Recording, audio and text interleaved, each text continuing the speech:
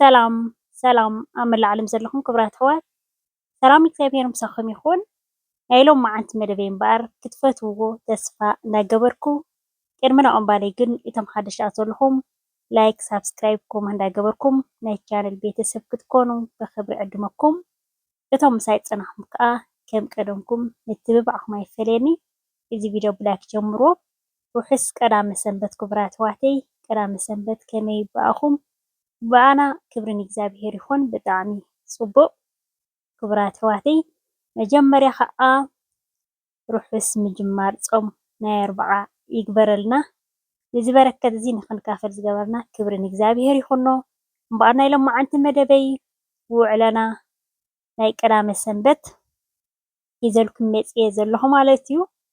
ከምዚ ትርእይዎ ዘለኹም መጀመርያ ንጉሆ ተሲኤ ናይ ሎም መዓልቲ ማለት እዩ እንጀራ ተኣዚዘ እዛ እንጀራይ ማስክ ገይረ ኣለኹ ናይ ገፅ ማለት እዩ።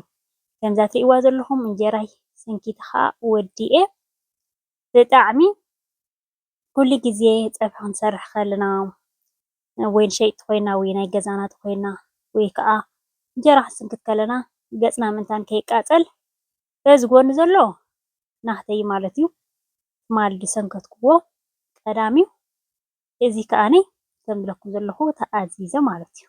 እዚ ዝሓደረ ይትቃውዕ እዩ ናለ ከም ትርእይዎ ዘለኹም ማለት እዩ። ሕጂ ማስኪ ክንገብር ከለና እቲ ገፅና ኣየቃፅለናን እዩ እቲ ሓዊ ማለት እዩ።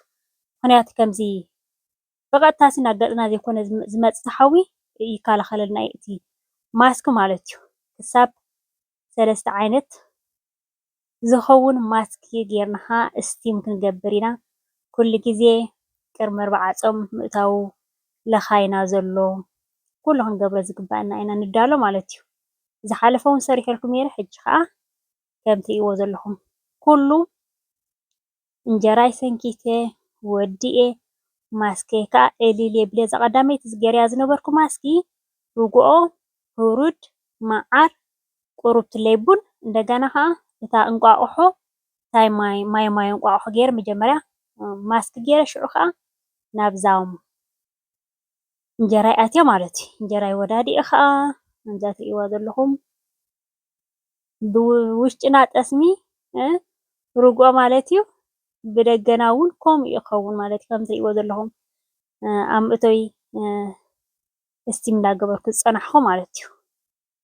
ንቀደም በሉ እንዳበልኩ እየ። እዚኣ ከዓ ብጣዕሚ ዝፈትዋ ኣዝያ ጥዕምቲ ዝኾነት ኣብ ዓኸት ዝተዳለወ ፀባ እያ ማለት እዩ። ከምዚ ጌርና እንተሰሪሕና ዋው ብእውነት ኣይተብልናያ። በቃ ከምዚ ወልፊ እዩ ዝሕዘካ ማለት እዩ። ከምዚ ሻሂ ወይ ከዓ ከምዚ ቡን ከምኡ እዩ ዘብለካ ማለት እዩ። ኣነ ብዙሕ ፀባ ኣይፈትን እየ። ከምዚ ገይረ ኣቃሚመ ግን ብጣዕሚ ብፍቅሪ ይፈቱ።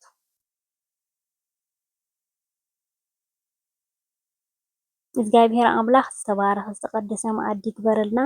ሎማዓንቲ ውራይ ነፍሰይ ኣውዒላ ምክንኻን ናይ ነፍሰይ ንነፍሰይ ብዙሕ ግዜ ሂበያ ሎማዓንቲ ብዙሕ ማለት እዩ። ክቡራት ኣሕዋተይ ካብ ብልዒ ከም ትርእይዎ ዘለኹም ሕጂ ንምንታይ ኣዳልየ ዘለኹ እዚ ጠስሚ ጌርና ገዓት ውዑይ ቁሪ እውን ዘሎ ኣካላትና እውን ዝሕል እዩ።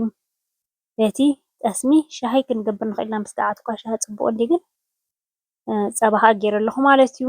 ኣብዚ ሓቢለ ሰሪሐ ኣለኹ ዳሕራይ እስቲም እንዳገበርኩ ከዓ ክሰትዮ ስለ ዝኾንኩ ምክንያቱ ብዙሕ እስቲም ክንገብር ከለና ብዙሕ ረሓፅ ብዙሕ ይሻሕ ኢሉ ፈሳሲ ስለ ዝፈስ መተካእታ የድልየና እዩ።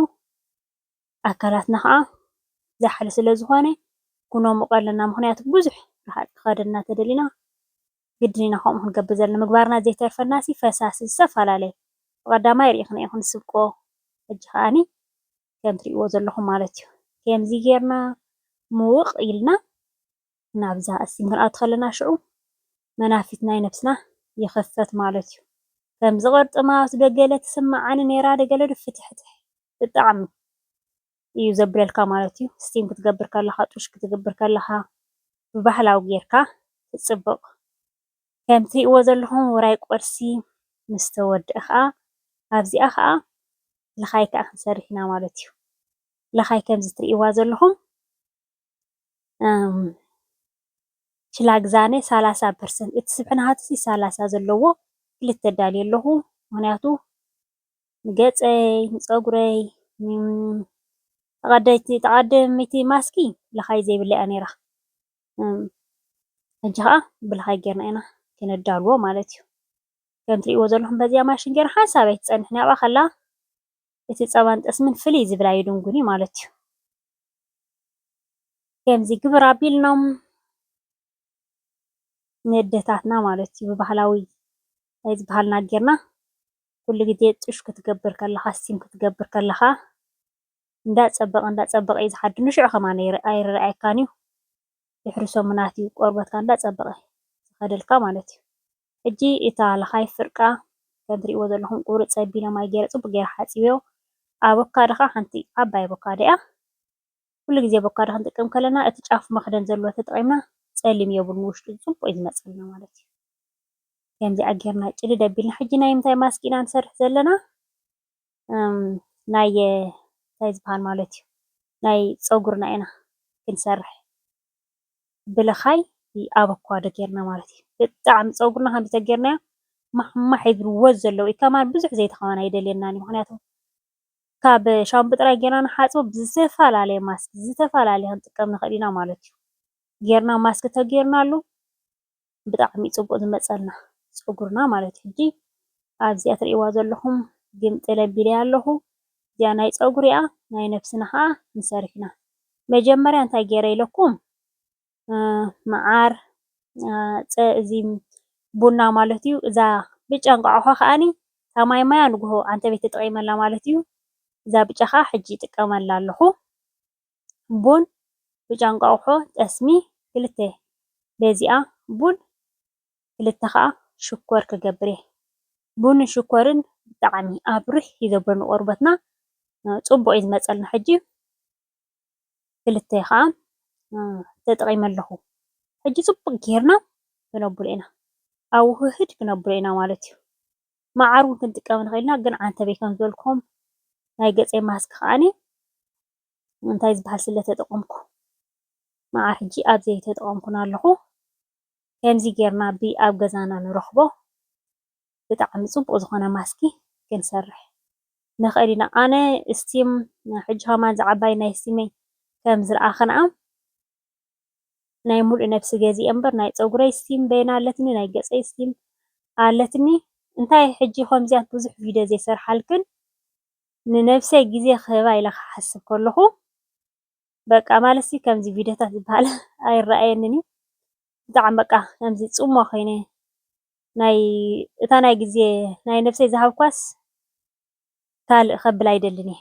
ብከምኡ ብዙሕ ኣይሰርሕን እየ ሕጂ ካልእ ክሰርሕ ከለኹ ከማን ድሓኒ እዚ ቪድዮ ናይ ከምዚ ናይ ነብስኻ ናይ ገፅ ኩሉ ናይ ፀጉሪ ክሰርሕ ከለኻ ግን ምክንያቱ ንነብሰይስ ከምዚ ክሕጉስ እየ በቃ ደስ ኢልኒ ግዜ ንነብሰይ ሎማዓንቲ ክህባ ክትብል ከለኻሲ ኣይተብልን ኢኻ ማለት እዩ ስለዚ እንተረዲእኹም ከዓ ንስኹም ላይክ ከይተውሕዱሉ ኢኹም እዚ ቪድዮ መጀመርያ ፀጉረይ ከም ትሪእዎ ዘለኹም ብጣዕሚ ክፅቦ መዓልቲ ማይ ዝበሃል ገይረ ሻምቦ ሓፂበ ኣይፈልጥን እየ ዝተፈላለየ ቀዲመ ማስክ ይገብረላ ፀጉረይ ስራሕ ይውድእ ምስ ኣበልኩ ከዓ ይተሓፃፀባ ማለት እዩ እዚ ከዓ ዋላ ወዙ ነቲ ፀጉርና ፅቡቅ ይመፀልና እንደገና ከዓ ንኸይከይድ ማለት እዩ ይከላኸለልና ማስክታት ንገብሮ ማለት እዩ ፅቡቅ ኮነልና ሕጂ እንዳመቐልና ኣብዚ ከማን ንዓኹም እቲ ቪድዮ ንከይነውሓኩም እምበር ኣብ ውሽጢ ቆርበት እንዳኣተና ማሳጅ ብስነ ስርዓት ህውኽ ኢልካ ማሳጅ ዘይኮነ ቀስ ኢልና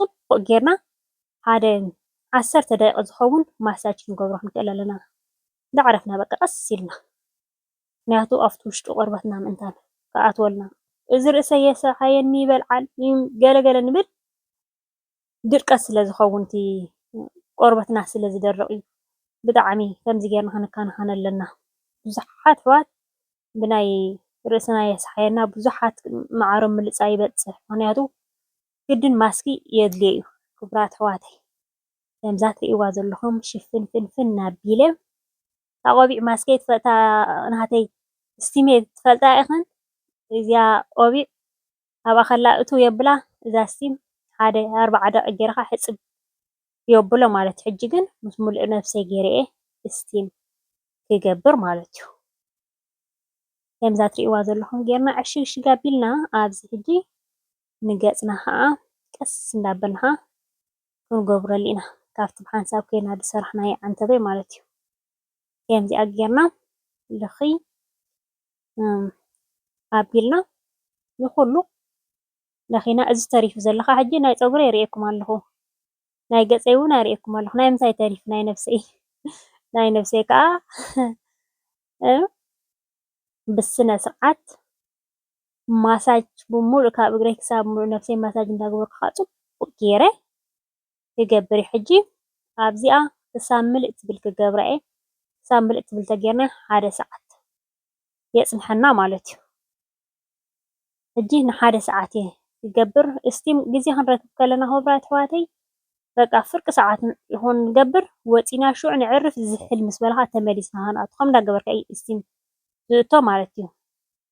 ከም ትሪእዋ ዘለኹም ንሳ 1 ሰዓት የፀኒሐ እዛ ስቲመይ ኣዝያ ፅብቕቲ ዝኾነት ፅብቕቲ ብዙሓት ኣሕዋት ብቲክቶክ መሰንጀር ፌስቡክ ኩሉ እናፀሓፍክን ሊንክ ስደዳለይልክን ሰዲደልክን እየ ሊንክ ኣዝያ ከዓ ፅብቕቲ እያ ኣብ ነብስካ ይትቐርበካ ቁመት ንላዕሊ ኣለዋ ግፍሒ ኣለዋ ብጣዕሚ እየ ፈትየ ሕጂ እንታይ ክገብረላ እየ ፕላስቲክ ግጅፍ ዝበለ ፕላስቲክ ምንታይ እንትኾፍ መበሊ ከየብለኒ ማለት እዩ ሽፍን ኣቢለ ኣለኹ ምክንያቱ ብዙሕ ረሃፂኻ ተውፅእ ከም ዝበልኩኹም ሕጂ ኦልሬዲ ኣካላተይ ውዒኑ ፀኒሑ በቲ ብግዓት በቲ ከዓኒ ብፀባ ሕጂ ሻሕ ኢሉ ስለ ዝኸይድ ንኸይበላሾ ብታሕቲ ከዓ ሪኢኹም ኣለኹም ከምዚ ኮቦርታ ናብቲ መንፀፍ ኣለዎ እንዲሁ ምስ ዝመፅእ ግን ከምዚ ኮቦርታ ኖርማል እርግ ዝበለ ከዓኒ ብላዕሊ ከዓ ኣንፂፈ ኣለኹ ምክንያቱ ንዓኡ ሓፂብካ ይሰጥሖ ማለት እዩ ንኸይበላሸወና ንውሕ ዝበለ መንታን ከገልግለና ናይ ዝገዛእኻዮ ትርጉም የብሉን ነብሰይ ብጣዕሚ እዩ ንዓኹም ከማን ይረኣየኩም የለን ግን ረሃፅ ዝኸድ ዘሎ ክነግረኩም ኣይክእልን እየ ብርትዕ ተይልና ከምዚኣ ጌርና ንእሽተይ ኣተንፍስ ክነብል ንኽእል ኢና በዚኣ ፍንሽትራ ክፍት እንዳበልና ማለት እዩ።